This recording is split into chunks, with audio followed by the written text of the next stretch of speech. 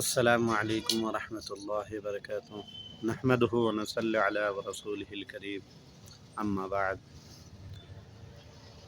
একটি গুরুত্বপূর্ণ কথা, যদি কাউকে কোনো কষ্টর মধ্যে কখনো দেখো, তাকে নিয়া ফিসকারি টাট্টামি করিয়া ওই ব্যক্তিকে অবহেলা করিও না।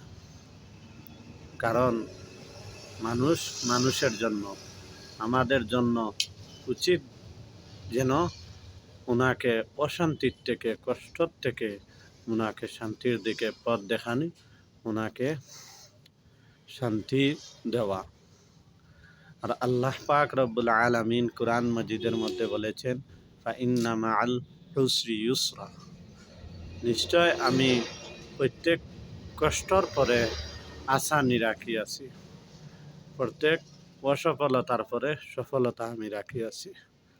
তাই আমাদের জন্য উচিত যেন আমাদের যে সাথী ভাইকে কষ্টর মধ্যে দেখলে ওনাকে কষ্টর থেকে মুক্তির দিকে পথ দেখানো এবং ওনাদের জন্য আল্লাহ রব্বুল আলামিনের কাছে দোয়া করা, আল্লাহ পাক রব্বুল আলামিন যেন ওনাকে কষ্টর থেকে শান্তির দিকে পথ দেখাইয়া দেন। আমিন। ভিডিওটি ভালো লাগলে চ্যানেলটিকে সাবস্ক্রাইব করে ভিডিওটি বেশি বেশি করে শেয়ার করবেন। আসসালামু আলাইকুম।